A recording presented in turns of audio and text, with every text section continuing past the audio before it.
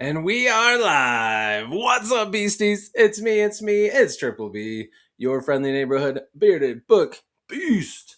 Welcome back to the channel, and welcome back to another episode of Beast Friends Forever with me. It's Triple B. We got fun times up ahead and another author for you to be read. Just remember what your beastie said, and we'll be beast friends forever with me. Woo! I am excited. My guest tonight is a returning guest because he's got some exciting news. He had a new book come out, so we're going to shout out that and talk all about it. And catch up with what's been going on with him. It's been a while since he's been on, so he's got a lot of news to share, and we had a blast last time, so I'm looking forward to having him on once again. So without further ado, who's at the door? Oh, that's right. It's our good friend, Timothy Robare. Welcome, my friend. Welcome back. How we doing? Thank you. Doing great. I love the new intro. Oh yeah. Sometimes I feel it, and sometimes I don't. I'm like, this is a festive night. I'm feeling it. I'm feeling You it. got some good pipes. Oh yeah, well, I like to sing here and there, you know. So thank you to everybody that's here. I know this is a little later than we normally do it. This time actually works really nice for me because usually my kids are in bed, settled, and just trying to go to sleep. So then I can do this and then make sure they went to sleep after. But this works out well. But usually it's 7 or 8 o'clock. But my son, and I was just talking to Timothy before we came on here. My son is doing driver's ed, and he's doing it all virtual, so he has to use my computer and my office space, and it's from 7 to 9. So that's why there hasn't been much Beast Friends Forever the last couple weeks, because I've kind of had to reschedule and shuffle things around to make it work. So he's got one more week after this, and then I should be getting back to doing this at least weekly. But anyway, thanks for hanging out with us late. If you want to leave a comment and have a question for Timothy, please make sure you add it in there. And if you just want to hang out and listen, that's okay too.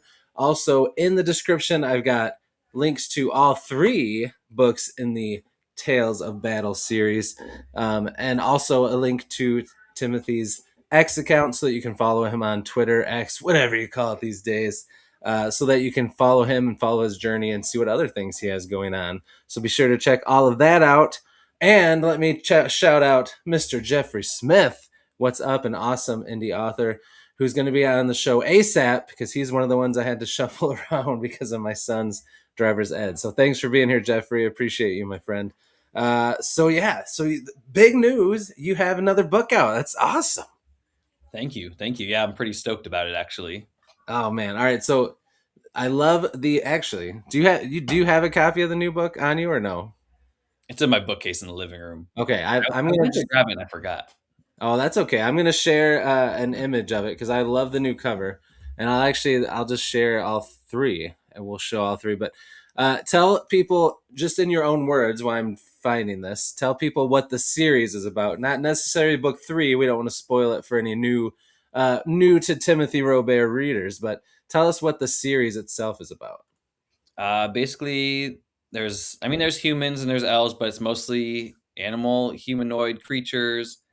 Book one, as some people may know, takes place with mostly the fox and the jaguar going at it, and then tides turn, things shift, and then on the other side of the world, where book three takes place for the most part, is where the kingdoms are, and a queen runs off with a different king and kind of sets this whole trajectory in motion from the two sides of the world as we know it. Book two brings magic in, it brings the elementals in, gets a little heightened, brings the lions back, makes things a little complex, and then pushes the narrative forward to what people are going to be experiencing in book three, which is the kingdom's divided and a war that has been kind of anticipated, um, and a little bit of an invasion. So, Ooh, I love it. I love it. All right, I got all three covers queued up here. Let me share my screen. We'll show the first two real quick that people have probably already seen, especially if they've been here for our last chat, and then we'll focus on the book three's cover. But I read book one, loved it. I think it's awesome. I can't wait to get to book two and three. And as someone who grew up reading Redwall and someone who really loved Game of Thrones, I like to think of it as like a mix of those two, and maybe even maybe not exactly story wise, but like world wise, a little Lord of the Rings there, because you got humans and other fantasy characters you know and love, but you've got these animal characters kind of like Redwall, but much more like dark and bloody and awesome. And then you got some of the politics and the war and stuff like with Game of Thrones. So I think it's an awesome mix of things. All right, let me share my screen here. This always takes me a minute because there's like an extra step. Let me make sure we'll start with the first cover. Here we go. Now I have to add it and we're going to spotlight it. All right, so there is the first cover for The Fox, the Jaguar, and the Mysterious Island. I love that cover. Love these two characters. They're very fun to read in the first book. So that was book one. Now let's see. Let me make sure I don't do this wrong, because this is where I always mess up. If I do this wrong, it ends up just showing my logo and no one can see, and then I don't realize it until someone says something much later. Okay, share this tab instead. Sorry, I'm talking this out loud, people. This is what happens when you get old. You gotta take your time. All right, here's book two, Embers of Darkness. We got the lion and the ram on here, right? Which is awesome. Volcanic looking stuff. It looks awesome.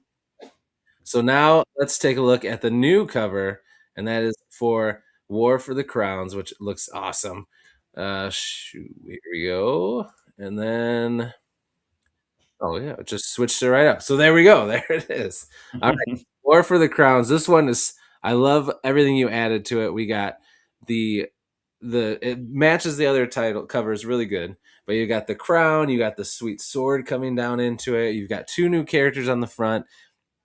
And something else that I love too about the characters is just not. It doesn't just show, like, it just shows how their human characteristics. Like every one, I feel like has looked cooler and cooler. So tell us about these two characters, if it's not a spoiler, and you can.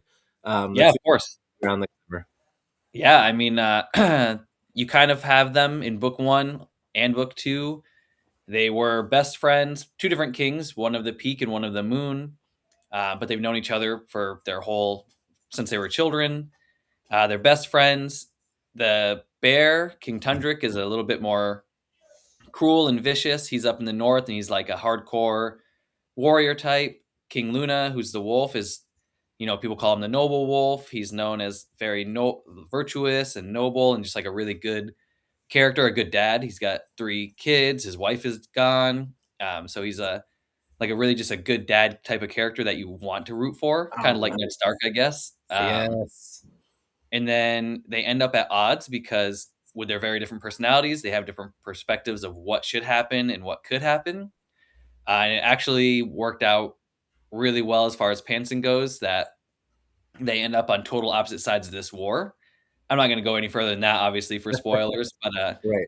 we'll see a battle between the two, and how that turns out is in there. But they're both of them are actually two of my favorite characters to write, and this is actually my first character art I got from my artist. Oh, Uh, nice. and then we ended up doing all the other pieces after it. Oh, And that's right. I forgot about that. Yeah. Well, this looks so good, man. It looks awesome. It gets me pumped to read it. And so remind me, I'm gonna stop sharing this for a second here. Let's make sure that this works. I do this appropriately. Stop sharing.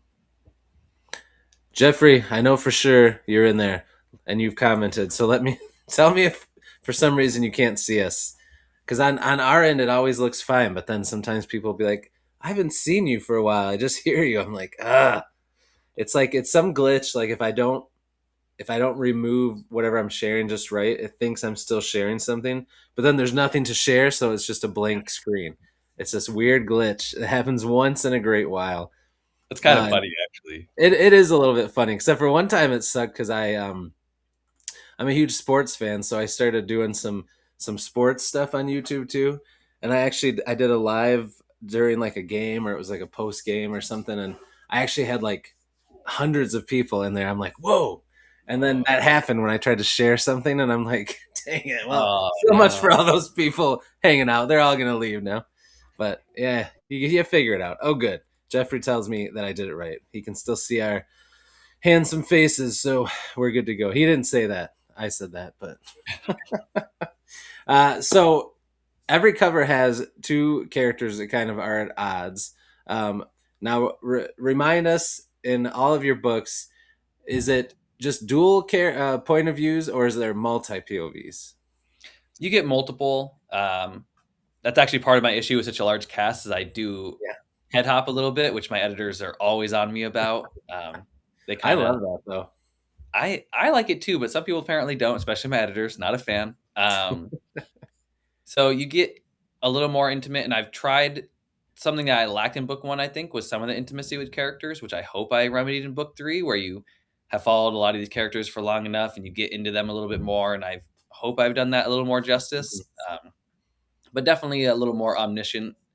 I think to give a piece of I mean, that's one of the complaints about the books is my battle scenes are really long, as you know if you've read book Mhm. one. Oh yeah, There's a lot that happens, and I yeah, understand why some people get turned off by that. It makes sense to me, but for me as the author, I have this huge cast and I want to do them all justice. For me, I'm like building them up. I'm like, I want to see how yeah. this one fights. I want to Oh see what yeah, this one does. I want them all to have their moment. So yeah, for some, it's a big turnoff. For some, they like it. As the author, it was important for me to do that. So there is a little bit of like hopping around character to character and giving them their moments for sure. yeah.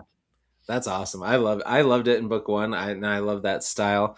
And I feel like, I mean, you can't make everybody happy, but I mean, I feel like you don't mislead people with the covers and the blurb. I mean, you can look at it, you can read it, and you know it's going to be action heavy. I mean, it's called Tales of Battle, so that's going to be a big part of it. And I feel like it was long, but it wasn't like. I mean, I've read some things where action or battle sequences are long, and it's just constant description of just physically what's happening. You still have character stuff in there, character development and character dialogue and thought and everything like that. So it's still forward, puts the story forward. It's not just non-ending. He swung his sword, they blocked it, he swung it. That's not just constantly that kind of stuff. So I think it's well done, man. I think it's fun.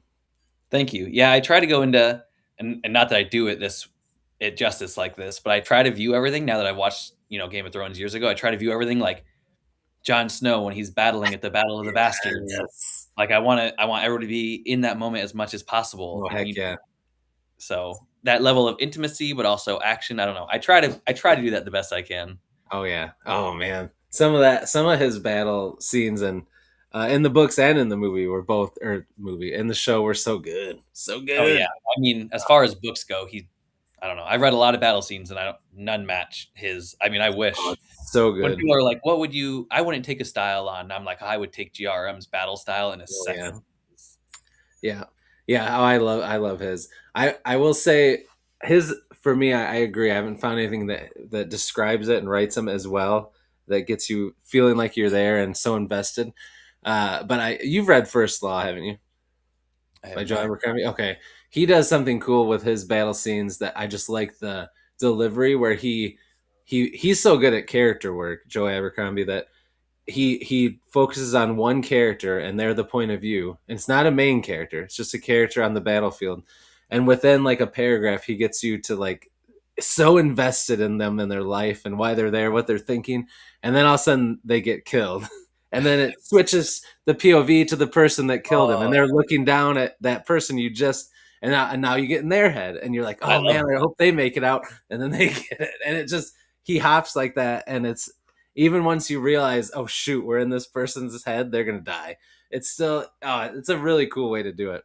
that's So super cool. That I yeah, mean, that's pretty that's the incredible. only other thing I've found not rivals Game of Thrones or Song of Ice and Fire, but is up there as memorable with battle scenes like that to me. But I think your battle scenes were really good. And something I didn't ask you the first time we talked, but like battle scenes wise, that can be a tough. I feel like dialogue and action or battle scenes are really tough for a new author, but I feel like you did both well. Like, is that something that you had to work at and like really look at like Song of Ice and Fire books or other things that you like to pull things out of it, or was it something that came more natural to you? As far like when I was in university, those are the two things I would get complimented on the most were action scenes and Nice. dialogue. That lucked out good for you because those are tough when you're starting out. So Yeah. you had some good skill with it kind of already.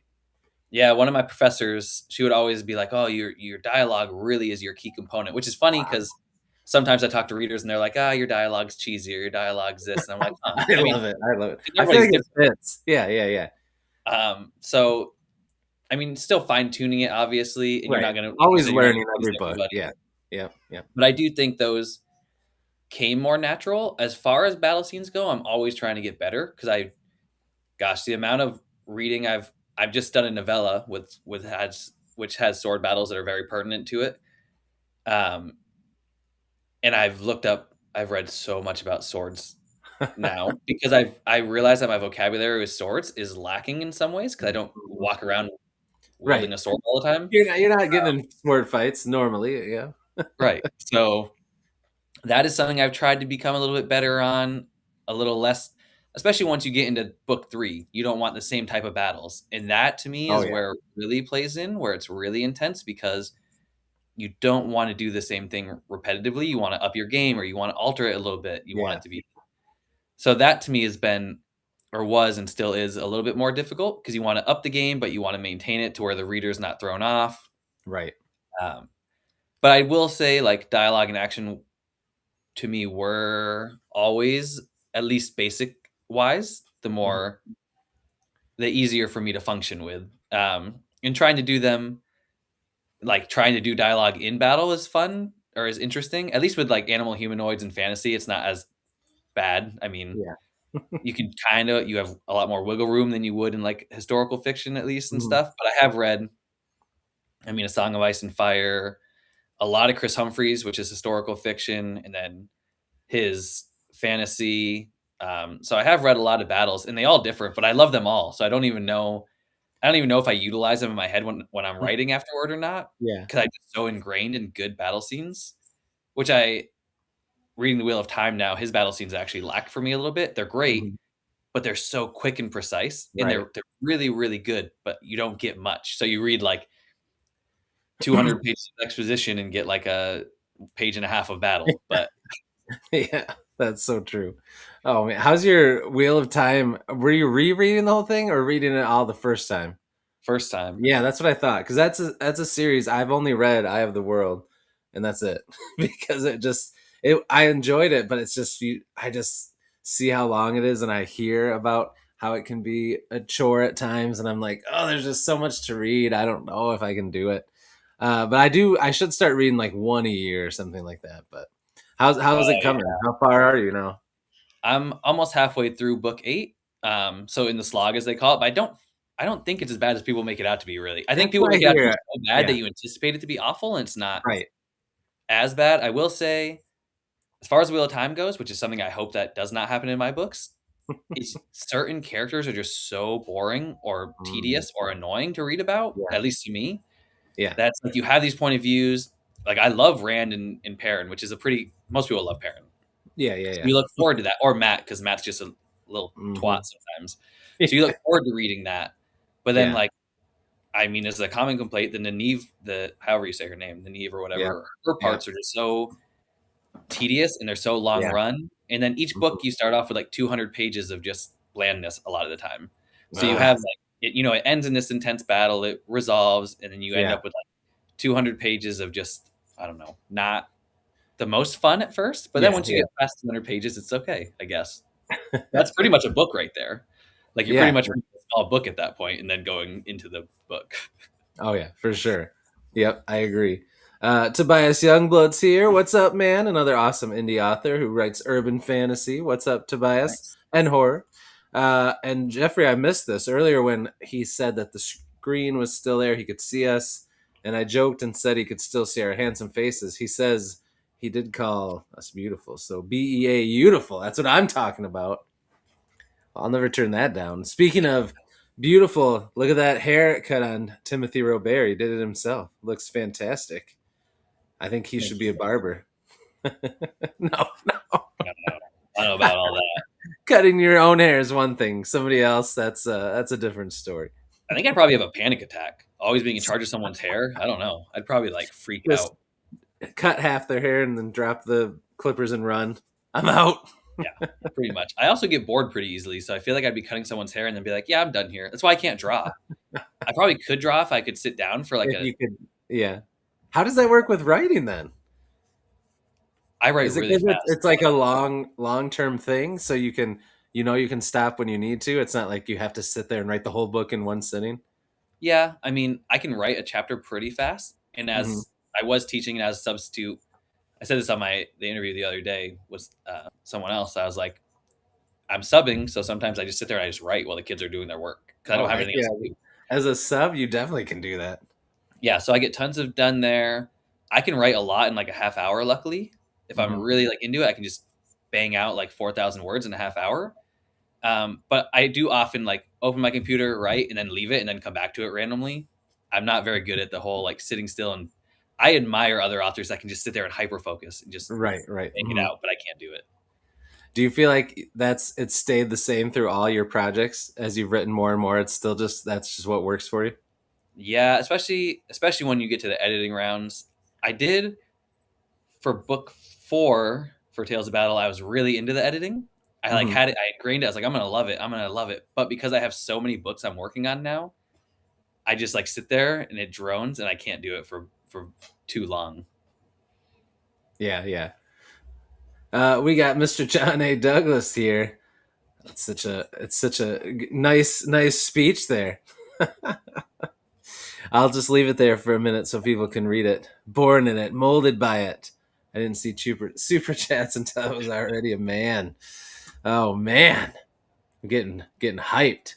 Uh, oh, here we go. My son and his girlfriend must have hopped on here. You can tell it's his first time commenting because he just left 3 comments and they're all the same. 4 comments, but that's my son and his girlfriend Henry and Reagan. Love you guys. See, I don't know why he commented so many times. Thanks for being here, though, John. Appreciate it, man. We're doing pretty good. We're doing pretty good. We're having some fun here. Hope you're doing well, also. All right. So you were talking about about similarities and differences with the writing. So let me know, what do you feel like is there anything that has changed as you've gone from book 1 and 2 to book 3 now? Do you feel like you've kind of fine tuned any of your processes? Do you feel like with either with writing, with editing, with marketing, like all that kind of stuff? Do you feel like you're switching things up for the better in any areas, or you've learned how to do stuff better? As far as marketing goes, I think I've learned to be less salty. I think that was a big issue with me early on as an Yeah. author because I hate marketing. I think most of us Yep. do. Yep. Yep. We've talked And about that. You don't. You're not a some fan. people are better than others, but I do. I think I was a salty little fish for a while, and I realized to just have fun with it. And that really has been a game changer as far as my online presence goes and as far as my sales go, for sure. Um, as far as writing goes, hopefully my prose have gotten better. I mean, in book 1, I talked about this the other day as well. I purposely write not flowery prose because I don't. I want it to be more available, and as an English teacher, I know the reading levels of people, so I try to keep my. I don't try to do flowery prose on purpose, Mhm. Yep. and I think some people disagree, but I think the pros go with the novel, the Tales of Battle Mm. novel, at Mhm. least. Oh yeah, Like with my novella, my prose are a little bit different. yeah. My critiquer, who's a fellow indie, she got it back to me. She's like, "Well, your prose are so different in this one. Like, it's actually it was a totally different read."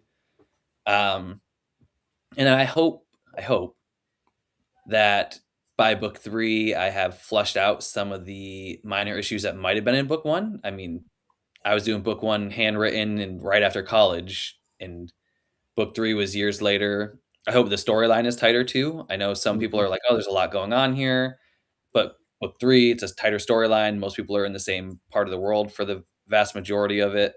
Um, and I hope my battle scenes have become a little more crisp, maybe. I mean, I'm glad you enjoyed them in book 1, but I'm Yeah. hoping that they tightened up and Right. Right.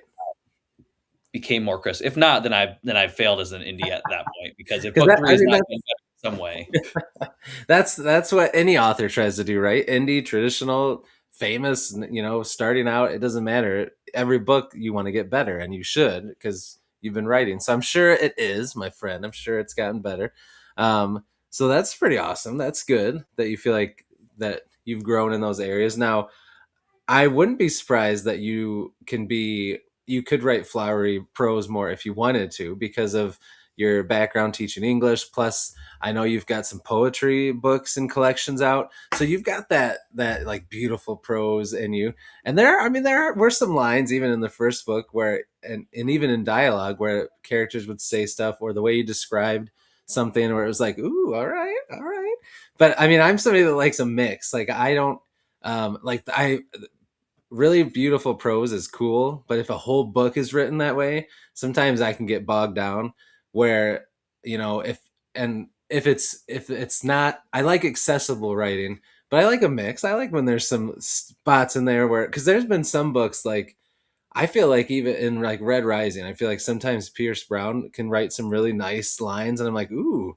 But then everybody talks about how it's not flowery at all, and I'm like, there's some pretty nice lines in there. So I don't know. Maybe I don't know what I'm talking about, but No, I'm with you. I mean, I read a great novel, but I really don't remember that much of it because the prose were so good.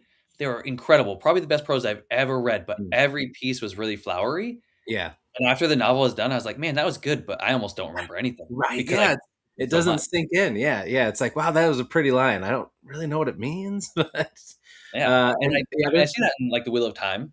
He yeah, has some oh really good prose, and then he has yeah, tons of just, like, exposition, which oh sometimes yeah. drones on. Yeah, that's why I love people like a guy like Neil Shusterman. I think his prose are Hmm. just so moderated, Yeah. and they're like this perfect mix. I wish I could do it. This Oh perfect yeah. mix of, like, exposition versus flowery it's just, Hmm. like, this perfect middle ground that he He does. does have a good mix. I agree. And I John love makes a good point. Yeah, sometimes if it's too much flower pose, it could come off as pretentious. I could see that, especially especially depending if on you what feel like the you're reading a story is. thesaurus. I have Yeah. read a little bit of that. Like, I've read a couple books where I'm like, "Man, this Oh person, yeah. like, hit the thesaurus way too many Oh times," yeah. but Where it's like, oh yeah, those ones when sometimes it's like you can tell they're trying to sound too flowery and intelligent, and it's like, I don't want to keep having to look up what these words mean. Just say yeah, the regular word. It's okay. yeah, Yeah, for so I, sure. I think I think you're like book one to me, for you it never felt like over the top one way or the other. It felt just right. So I think you nailed it, and I'm sure book two and book three get better and better. So I'm excited to read the other ones, because I think you did really well for that first book. Now that was that your first book? I know you had the poetry stuff. Was that like your first fiction, like full book that you released and wrote on My your own? my first my first novel and my first fantasy. I released, like, a small World War II vet book, which Oh yeah. Hmm. it's not that great. It was right after college, and I rushed it because the guy was dying, so I wanted it Oh out, yeah. and he died, like, 3 weeks before I published it, but his whole Oh family yeah. wanted it. That's cool though. Yeah, so and as far as my first draft goes, at least I know that's better because my editors are like, "Hey, this sucks a little bit less than last time, so that's good." That's They good have no feedback. problem telling me. They, like, eat me Oh, alive sometimes, but I think it's hilarious. They're like, "Hey, oh this yeah. is, like, a lot less shitty," and I'm like, "Oh, cool. Thank you." Great, great, great. Well, that's My good that editor you did. have. Oh, You go got to ahead. have a good relationship with the editor, right? They got to be able to Oh, just yeah. tell you like it is. Well, I love because 'cause they'll highlight something, they'll be like, "What does this even mean?" Or they'll be Yeah. like, "Hey, you said this, and then you reversed it and said it here," and they'll highlight it, and then they'll put LOL. I'm like, "Oh my gosh." And I actually laugh. I text them in, like, a group chat sometimes, and I'm like, "You guys are actually making me laugh while I'm editing," which is fun because otherwise I don't like it, so Right, right. Yeah, exactly. Oh, that's and then the awesome. other day, my editor was like, "You write poetry. Your poetry is really good. Why didn't you just write your novels like that?" And I was like, "Well, because I like to separate them. Oh I yeah. like to keep my poetic prose. Not that I don't want to put them in my novel at places, but like if I wrote a whole novel about the way I write poetry, I think people would hate it, or it'd be really fun. One or the other. I don't know. I was gonna say you should start sprinkling in a little bit. You could be like they did in a lot of the classics. They would have the songs or things like that. You could sprinkle that in and have your characters write a little poetry or something. But I have added in a little bit, maybe more in book three. okay, I know that's I had a cool. I know I had a beta reader who didn't really care for the novel and was just like the only really good part that I liked was your like poems and your songs. And I was like, I'll Okay, take it. well, it's still positive news in some Yeah. area, right? I Oh was like, man, I'll take it. Well, they also said it was a little bit better. They said, well, your writing's gotten better, but still the only thing I like is your songs and your poems. And I was like, well, take what I so can get. they read book 1 and 2, and then they read that one, and they said that. Oh, geez. Yeah. Which Well, you didn't make gotta. sense. I don't think they liked book 1 and 2 much. So I I was was like, saying, why did they keep going? Oh, that's funny. Hey, whatever works. At least you know the poetry was good for them. yeah, I'll take it. I'll Yeah. take Oh, what I yeah. can get. I That's. mean, you mentioned Redwall earlier, and that's something that Mhm. Redwall does really well. Oh, He they does do these for like little sure. songs and these Yep. little like odes and stuff that are just really pretty phenomenal, Oh, especially for yeah. something considered YA. But Yeah. I know, and let's be real. Like, I don't know if they should be considered YA. Like maybe parts of them, when everything's fine and happy and they're just having feast. But then once the battle starts and heads are getting lopped off and they're getting skewered, and he explains it in pretty good detail. it's the most detailed part of the novel. Yeah, Any of them. and it's I reread them and I heart was like, wrenching man, this is not sometimes. for kids. I know. I think that's why I loved it so much. I mean, at first, and then I just loved it because his writing is so good. Like those are just awesome. It Um, is. It's so good. So before we get going too much further, let us know real quick where everybody can find um, the new book that came out and books 1 and 2 before that. If you have a preferred spot you want them to purchase it from, and where they can find it. They're all on Amazon and all on KU, nice and easy. Nice, heck yeah. You can get books 1 and 2, I think, on D2D. I don't actually remember because I haven't checked D2D in a while. I always forget. Mhm. Book 1 is only on Ingram because Ingram is a pain with the covers, and I don't like asking my cover artist to do more than I already ask because they already yell at me. Oh man, it happens. It happens. So mostly Amazon. I mean, available, easy, It's fun. easy. That's what the links in the description are to Amazon. So go snag them there. Uh, I love KU, like especially I loved it before I got into the booktube space and met all these awesome indie authors like you. But even before that, it was just cool to go in there and just look through all the books that you could sample and try out and read and find new authors. It always kind of reminded me of I loved when I was a kid just going to like the comic book shop or something, just walking around and finding something new. That's what KU reminds me of. So I think it's awesome that you guys do that and add them on there. I was Um, hoping it would be a little more hit with my poetry because I feel like people don't want to buy yeah, poetry, but you KU, think? Yeah, it does. People do I was read it gonna on. ask you, did people read it on there? Because I feel like that would be perfect for KU. I think it's what most people read from my KU pages. I don't get tons of KU. I Yeah. mean some, but I feel like most of it's my poetry. Um, yeah, that's most of what it is, really. I get tons of a lot of. I sell mostly paperbacks, which is strange, or have sold Oh, mostly paperbacks. that's because your covers are sick. People want to have them. That's fair. Yeah, I just traded with an indie author. He wrote, I forget what it's called now, Poison something. I just bought it. I posted it Oh, yesterday. nice. And it's a Jeff Brown cover, of Oh yeah, course. yeah, yeah. You gotta And I was love like, those. man, I was like, man, I got to buy your book. And it's kind of like similar to mine ish. It's like a Yeah. world of dolphins and whales and stuff that have become Oh, that's humanized, cool. whatever. Poisoned Past, I think. And I was like, man, I got to Oh, buy your I cover. haven't He's like, heard of I'm that. buying yours too. So we literally just bought each other's and sent it to each other. That's Um, cool. yeah. But yeah, just like there's certain books you just look at and you're like, I need that paperback. I'm Oh not even yeah. going to waste time on anything Yeah, else. it's like I gotta have it. I just this just like art, like little pieces of art, to have. It's just fun to have them. Tobias said he feels so deprived for not having read Redwall. You got to get on it, man.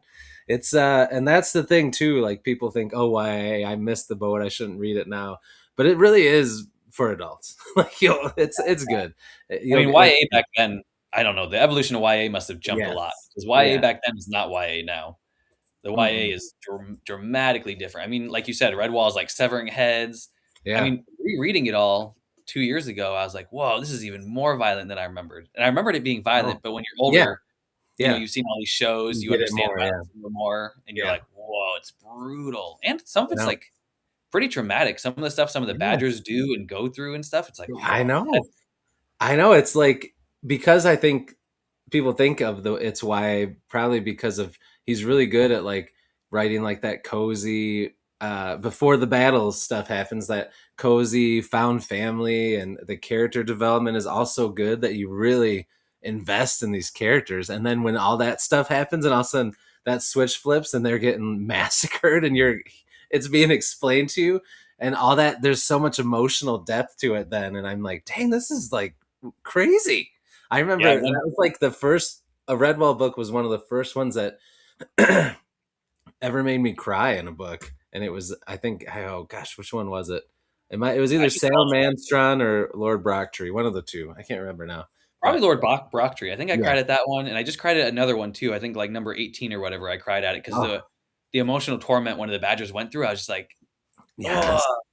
I and he know does it's such a good. good job at it, like It's you so said. And then good. he also has these like silly hairs. One Yeah. second they're joking and making stupid comments, and the next they throw a javelin and it rips through someone's face or whatever. It's like, And then oh, they're just these BA like, yeah, mercenaries. I know it's wild. Yeah, it's and it's funny too. I wonder like, I mean, most of it, I think most of them made sense. The good versus evil animals. It's kind of what you would think of. But it's interesting. I wish, like, I got to go back and find some of his old interviews because, of course, he passed away. But I would love to know, like, how he decided. Like, I picture him, like, sitting down and just making a list good, bad, which animals are on each side. Like how kind of how have you decided that? Like, I feel like your characters, though, are like a little more gray. It's not as 100% clear cut. It's more like if they're like people, like just right. be, it doesn't always mean these animals are bad and these animals are good, where his were pretty much like it was cut and dry down the center versus hero versus villain. But I I just feel like always he did wondered a that. lot more like lore and stuff. A lot of his Yeah. animals seem to match like indigenous Mm. culture, like views Hmm. of them and stuff. Yep. You know, foxes are always tricksters and Yep. everything. Yep. Um, so I would be curious too. I wish I knew. For me, yeah, I wanted them to be more. And this is actually one of the complaints that some people have because they want each animal to be specific. They want like all the cheetahs to act the same or all Yeah. Yeah. the deer Yeah. to act Yeah. the Yeah. same. But And I in, want I all mean, of in them real to life, actually that's not how it goes. right. I want them to all to be more humanistic, humanoid. Like Yeah. Yeah. if I didn't want that, I would have done a different novel. Yeah. I want them to have their separate personalities. I mean, a lot of the deer are kind of similar. Yeah. Yeah. The tigers are probably the most cohesive as far as the races go. They're all very similar. They're all mercenaries. They're all Yeah. like gruff and tough. They're so cool. Yeah, in book 3 they get a little more savage, and Ooh, it okay. takes a turn with book 3 where they really come to prominence. But yeah, I really wanted the characters to have their own. I wanted their animal to kind of match their personality to an Hmm. extent, but I Yeah. really wanted to look beyond that. The animal part's cool, it's great, it's fun, Yeah. but I want you to get deeper than just, oh, this animal is this animal, so it's that. Yeah, for sure. I agree. Josh from Already Overbooked is here. What's up, Josh? Redwall is so great. He plans to read it once the kids get older. That would be fun to get your kids to read it and be able to talk to them about it. That would be pretty awesome. It would be Uh, crazy to read out loud. I can't even think of what that would be like, I actually. know. You'd get to some of those parts and have to be like, and you'd have to reword it for sure. Oh, yeah. Oh, that's awesome. All right, so you mentioned, and I remember this from our first talk. Oh, let me shout out Mark from Mark's Book Lounge is here. What's up? Uh, a Bearded Book Beast channel member. Thanks for being here, Mark. We appreciate it. So you talked about how this is book 3 is out, and but you had worked ahead, and you've been kind of writing this series ahead of time. So how many books do you have planned, or do you think they'll be in this series? So book 4 is ready to go to the editors, but they have my Nice. Ashes and Embers series book 1 right now, so I'm trying not to flood them. Um, so that's all pretty much cut and should be ready to go. Hopefully, we'll see what they say about that. Um, book 5 is done, but it has a lot of editing that needs to be done. Mm-hmm. Tons of editing, and I've been putting it off because I've been writing so much, Right. and I'm afraid to edit it because I forgot that 2 of the characters died. So Oh doing the no. edits during book 3 because I had such a big space and time between them. Yeah. Mm-hmm. I was reading and I was like, "Shoot, this main character dies. Shoot, this main character dies." So now I have to go back and like kind of alter stuff, which I don't really feel like doing, but Yeah. I will. And then I'm doing. Some people really love my Pipple and my Chihuahua, which are based off of my dog and my ex's dog, Nice. Valkyrie and Ratty. Some people don't like them. One of my editors does not. but some people really love them. So I'm like, I'm going to write a novella because they're my world explorers. They're the ones that have actually been around almost the entire world. And they're a fun little duo. So it's just like backstories, side stories, just a bunch of these side things that they did just for fun. That's going to be a novella. Um, and I also like sketched or tried to sketch my dog as a humanoid that I Mhm. think came out decent that my artist would do pretty good at.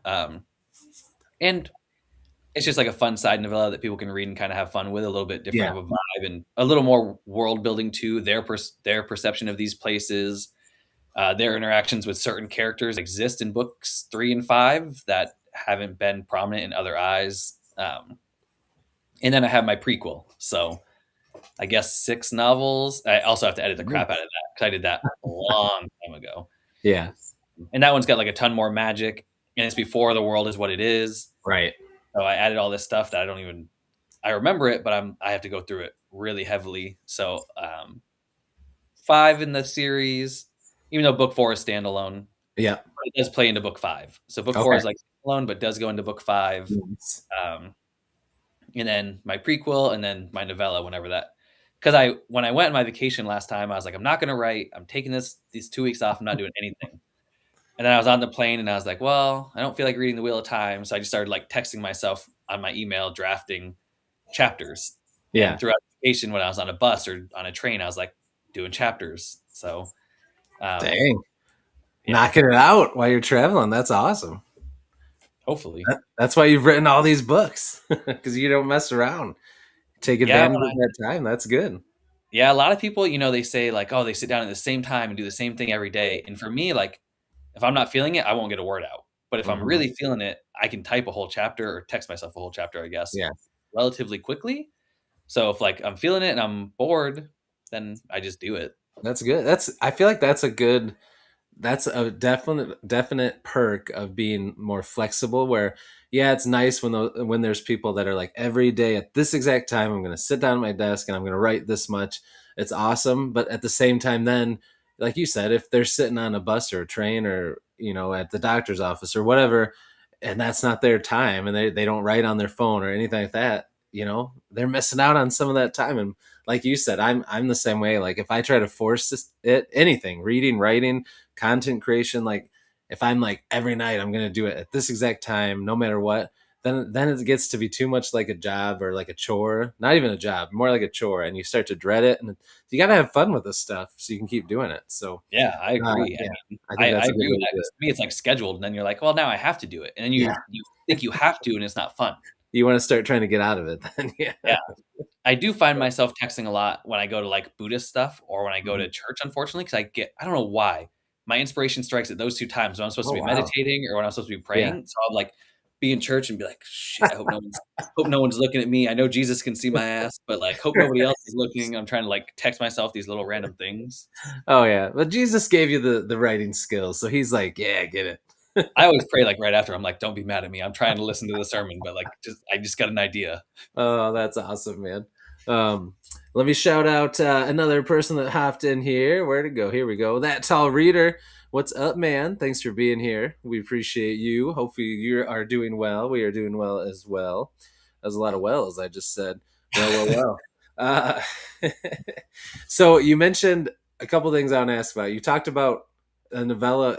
Did you write a novella with sword fighting in it? Okay. So tell us about Yeah. that one and then tell us how the book one of your other series is coming along, like how that one's Okay. going. So the novella is actually because of John. He posted that Okay. thing with like the leper knights or whatever, and I was Mm-hmm. like, "Someone should do this." And I was like, "Well, now I want to do it. I have so much going on, but now I just want to do it." So I sat down and in 3 days, wrote 18,000 words. Dang, Um, that's crazy. it actually was crazy. I don't know how it happened because I That's was a lot looking of writing. working on book 3 in my Ashes and Ember series, and it's slow going. Book 2 is Yeah. pretty good. 3, I'm like, "Oh, I don't know what to do or what's going on." And then this novella just like blew up. So it's about these knights with a made up disease. They're like stuck in a city to themselves, and they end up going on like this last binge for glory. Hmm. They're going to like destroy their enemy, and it's like it follows like 4 knights that kind of have 2 of them are brothers, and then the other 2 are totally different. It was actually really fun to write, and the critique I got back was super, super cool. Definitely some areas to improve on, like she told me, but the positive feedback was way better than I anticipated. So pretty thrilled about it.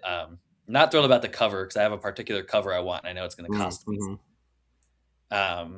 And then book one in Ashes and Embers is going pretty good. My editor likes it. She gave me a lot of compliments, but they felt like backward compliments at some points because it was like, "Oh, your writing's definitely cleaned up a lot," or "I like these battle scenes more because they're more precise and stuff." And it's like, well, that's nice, but also like, does that mean you hate my other work? Uh, Wait a minute, what are we saying here? Yeah. right. It's really fun. Trying to think of how dragons battling is not fun because it's obviously you don't know. Yeah, yeah, It's yeah. mythical, and you're Right. trying to draw from all these like different things. And I've never read so much about dragons in my entire Yeah, life yeah. as trying to figure out how to do them right. Because I don't read a lot of dragon books. Yeah, no, yeah, me neither. Well, I mean, the good thing is, at the end of the day, you got to remember that it's all fantastical. So it's not Right. like someone who loves dragon stuff may read it and be like, "Ooh, why are you having them do that?" But at the end of the day, it's not this. There's no true account of dragon, Right. fighting. So you can take everything you learn and still put your own spin on it, and nobody can really say anything to you because it's your own thing. So it's can you tell us what you can about that series? Obviously, dragon fantasy, but tell us a little bit about that one. Just the premise, as much as you're comfortable telling. Yeah. So starts off way out in the middle of nowhere, kind of like where I grew up, and these creatures called Shadakar end up coming after this boy named Tiberius, who's my main character. Him and his dad are out, and they like practice sword fighting and everything. Him and his dad are out, and the Shadowcar comes for them, and then a mage comes, and my editor actually loves my mage because he's like this grumpy, he's like a grumpy, pissy version of Gandalf, if anything. Oh, that sounds amazing. And she was like, I actually kind of thought I would like him, but I don't, in a good way.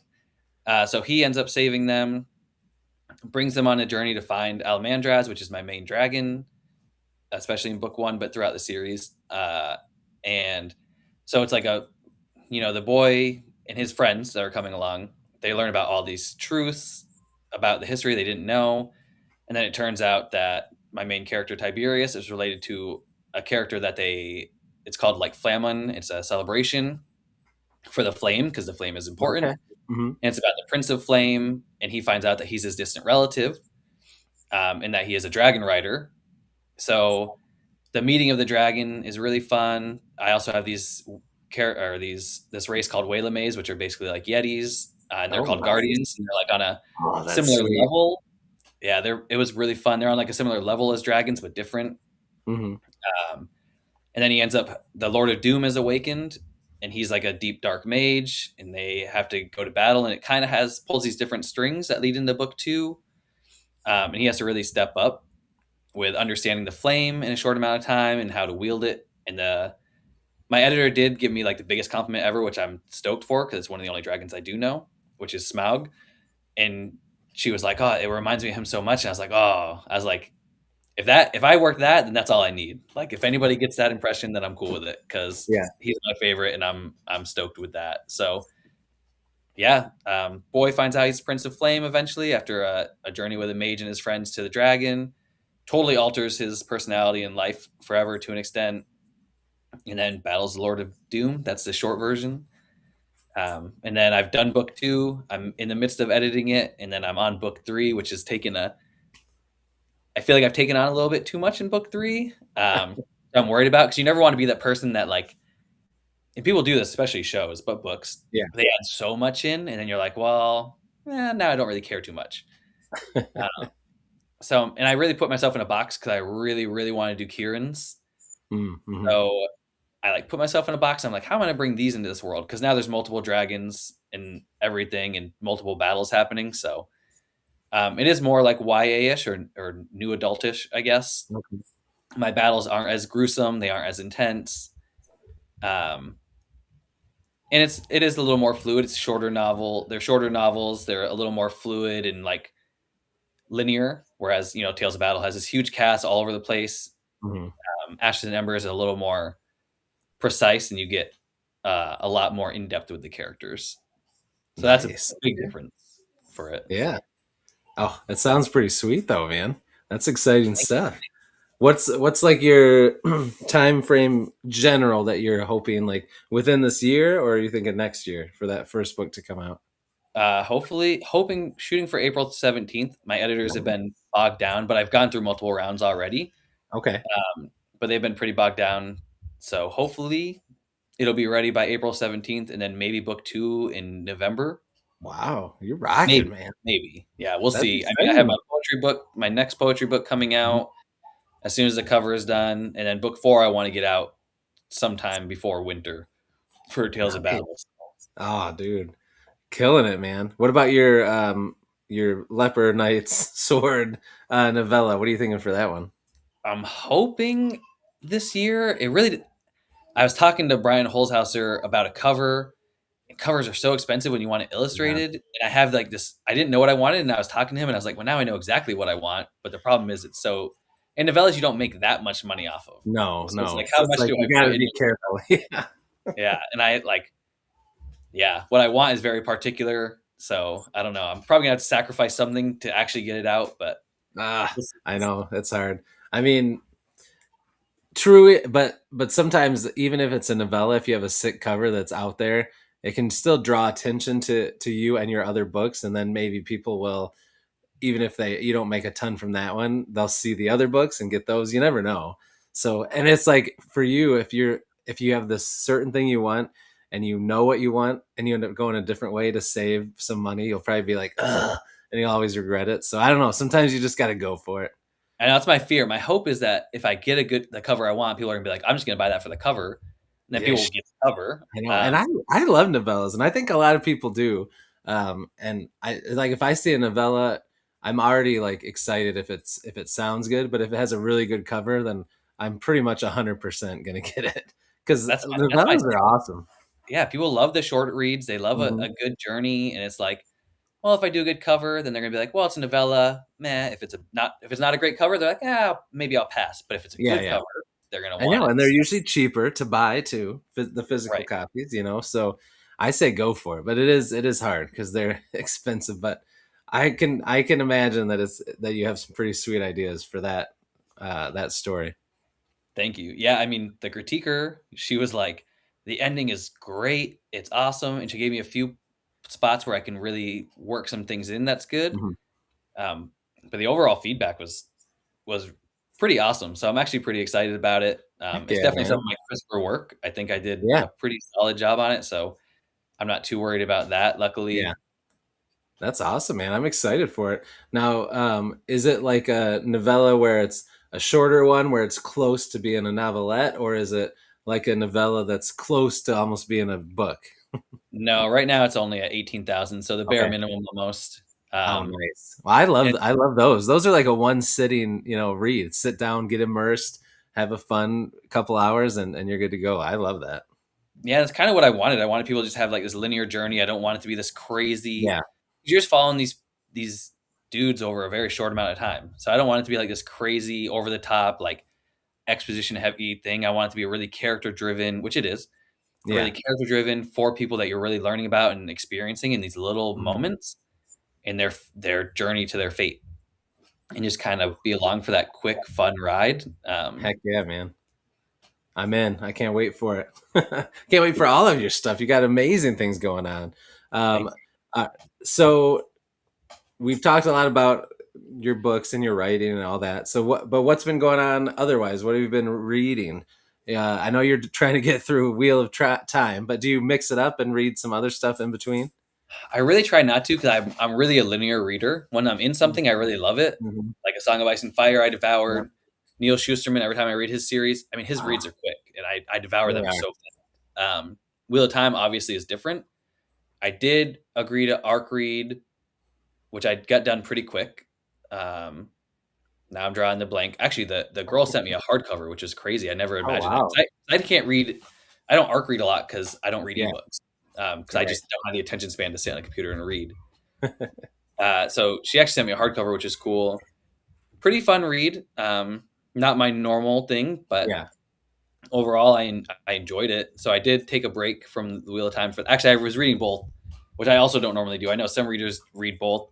At work, I was reading The Wheel of Time because I didn't want to bring this nice hardcover to work. Yeah. So when I was working on my Yeah. breaks, I'd bring my Wheel of Time paperback, and then when at home, I would read the arc. I did just get Poisoned Fast, so I do want to get into it for Mhm. that author, and because his just came out too. He didn't really promote much, but Okay. I do want to get into that too, and 'cause I'm just stoked for it. It's one of those books I saw, Yes. and I was That like, man, I'm sounds excited. interesting. I'm looking that one up after we get off here. Yeah, it's super. It looks super cool, and he's a super nice guy. So I really want to get into his. And then I won 3 indie books Oh, in nice. like December and November or whatever. So I really want to get through the Wheel of Time, and those would be my first 3 after that. And then I have a list of indie books that I want to Oh, of jump in course. after that. Lucas Clay just popped in. What's up, Lucas? Thanks for being here, my friend. Howdy, howdy. So you got some good stuff coming. Now, you said you're at number 8, so you still got a ways to go in the Yeah. Wheel of Time. Yeah, I do. I will admit I have started to speed read some of Yeah. the Egwene parts and the Nynaeve parts just because they don't interest me. Oh, yeah. And book 8 Hmm. so far has been way too little Rand, in my opinion. I Yeah. don't know. To have your main, like the main character, not super Yeah. I've heard that. there. His are like the most fun parts. His are the most Yeah. intricate part, in my opinion. I'm Yeah. sure Yeah. everybody has different opinions. Right, right, right. But yeah, So you there would are think certain he'd parts. always be a main focus in every book, hop around, but like it's odd that there are books where he's not at all. That does seem weird.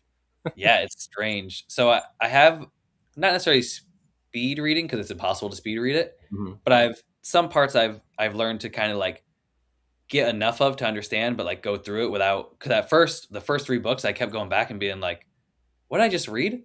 Because the exposition can be long, so Oh I yeah, found myself rereading a lot, and some of it's really not that important. So I really try. I've gotten better by book 8 of picking out the parts that are really important to yeah, focus on, but then just going through the rest. Like I don't need to read about the trees every time I go to the same place. I yeah, don't need to know about Nynaeve tugging her braid for the 100,000th time. I don't need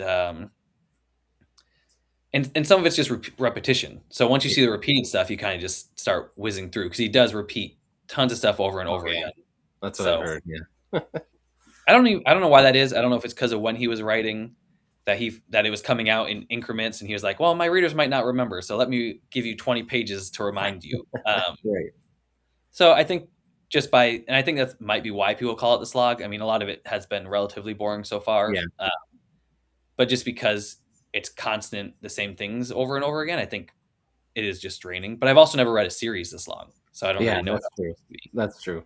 Yeah. When I don't think I don't think that happens as much nowadays because editors are like, "Ooh, we need Yeah, to I cut can this imagine what down his now." editor thought. Getting all those words, getting all Oh that, like yeah, everything, they must have been like yeah, whole because it's not just like long pages; yeah. it's full of exposition. So it's Oh yeah, that. I mean, when I did my Goodreads thing and I was putting it up against other people, some people had yeah. like 80 books, but the same amount of pages read because I read seven Ah, like yeah. real this year. Yeah, it's like nowadays, if you see a long series, the books are relatively short. You're not reading these big. Is that an orange juice carton you're drinking? Oh yeah, Earlier, I saw it real quick, and I'm like, nah, it must have been like a big water bottle or something. But I just saw it again. I'm like, no, that's definitely an orange juice carton. Now, is I it keep just straight orange juice, or is it like some kind of mix? nope, just straight Okay. orange juice Now, from Trader are you Joe's. pulp free or heavy on the pulp? I used to hate pulp. I don't mind pulp anymore, Okay, I'm always but for pulp free, normal but drinking purposes, I try to have less pulp. yeah, yeah. Oh, that's awesome, man. And the carton too, cardboard, not even the plastic jug. You're old school. Oh, this actually might be something people don't know about me. I am super environmentally friendly from Vermont. I use only bar soap and bar shampoo. Wow. I use for dishwasher or for not dish. I don't even use dishwasher. For washing machine, I use these little 100% natural organic sheets. Oh, I wow. yeah, I almost use no plastic at all. That's awesome, man. Mostly recyclable material. Yeah, super environmentally conscious. That's So good. Way to aside make from me feel bad when I drink out of my plastic orange juice carton. I do recycle it, but I know plastic is a little different than cardboard.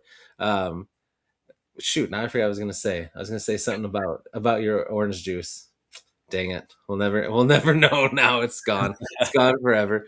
Oh you'll man. you'll message me on Twitter and be like, "Hey, I remember Like my I orange juice." remembered. Oh man.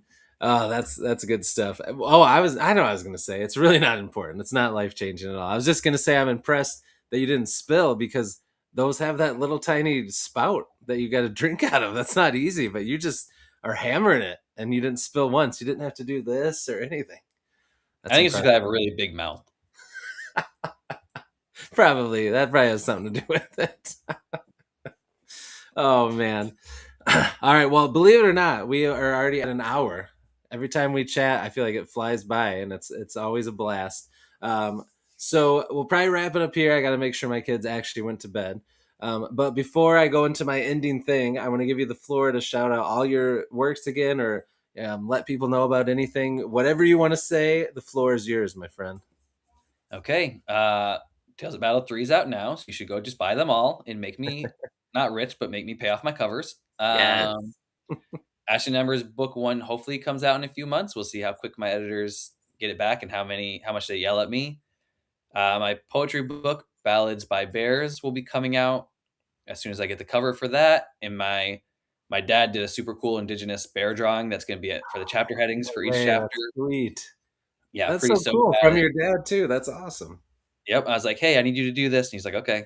Um, and then book 4 of Tales of Battle, which is a standalone but pertinent to book 5, so I guess not totally standalone, but totally different set of characters, will be coming out hopefully the end of the year, and maybe Ashes Embers book 2. We'll see. I don't know. I bit off a lot this year, so we'll see how it tastes. Oh man. Well, I think you're rocking it, dude. You should be proud. It's pretty amazing. You already have so much out.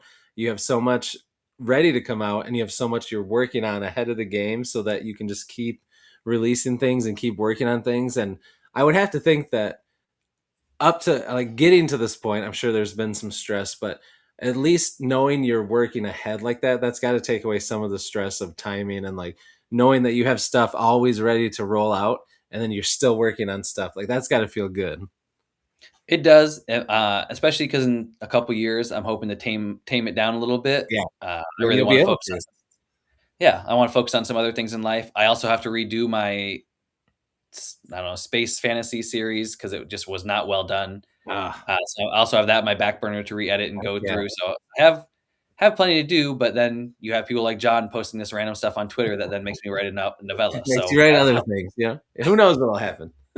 Squirrel. yeah, Oh man.